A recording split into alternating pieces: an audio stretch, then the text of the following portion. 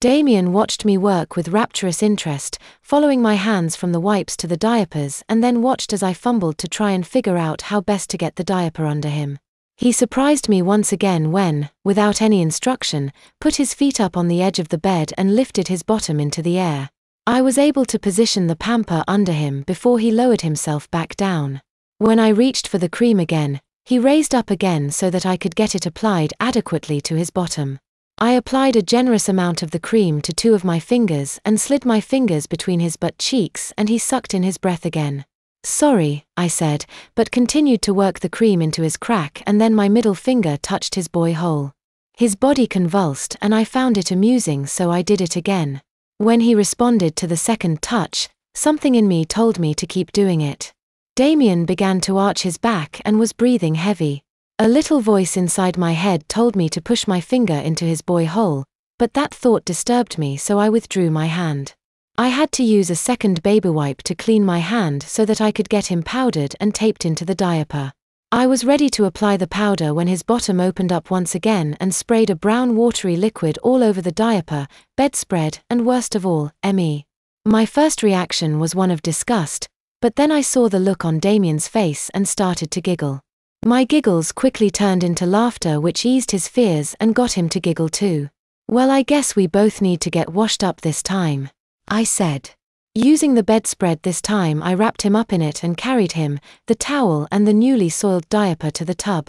I was reaching for the faucet when he said, "No, you got to get in too." I looked at him queerly and said, "I can't take a bath with you, I'm too big for that." "My dad does," was his comeback.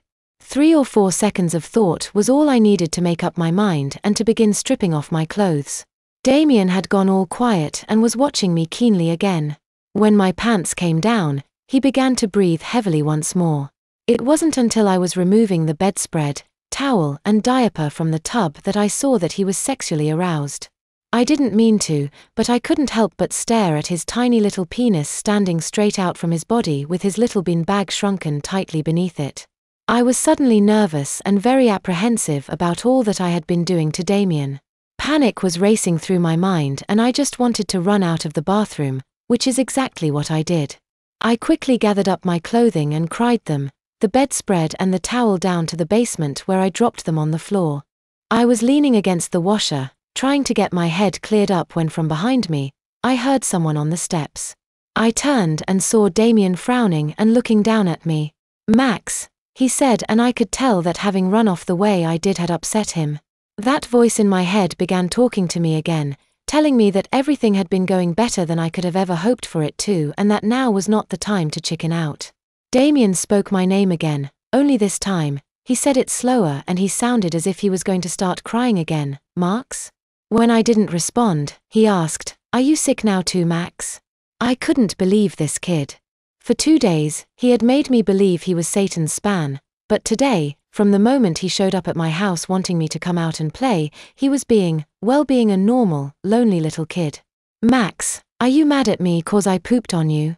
he asked, and I couldn't stop myself from laughing. I don't know why I laughed, because it wasn't even funny. With a deep sigh, I pushed off from the washer and headed up the steps and followed Damien all the way to the upstairs bathroom where the 2 of us took a bath together. We played around in the tub using our hands to make water spots. Damien even showed me how to blow soap bubbles using just our hands. Actually, that was pretty clever. But then Damien quickly jumped out of the tub, splashing water everywhere, and sat down on the toilet. I actually felt bad when he groaned and his bottom exploded again. While he finished, I got out of the tub and dried myself off. He was about to get off the toilet when he exploded again and looked as though he might start to cry. "Max," he said softly. "Aha," I answered. "I'm sorry I pooped on you before," he said and laughed. I tried not to, but I laughed too. "Hey, let's get you back in the tub, get your bottom washed, and then we'll get you ready to go back downstairs to watch some more Simpsons." This time, I didn't waste any time at all getting a diaper taped onto him, and when I was finished, I had to help him stand up. He went over to the bedroom door, pushed it closed, and looked at himself in the full-length mirror. "Wow," was his only remark. "You ready to go downstairs now?" I asked. He looked at me standing before him, wearing only my smile. We aren't wearing any clothes, he said with a peculiar grin. I looked down at myself and said, well, I didn't bring a change of clothes and it's probably better if you don't put on another pair of pajamas in case you need to have that diaper changed. Hey, I got an idea. You can wear my grandpa's robe, he said and threw open the door. Wait, Damien. I called but it was too late. He was across the hall and in his grandparents' bedroom already. I had only made it to the door of his room when he re-emerged holding a red crushed velvet robe. Here you go, he said, handing it to me.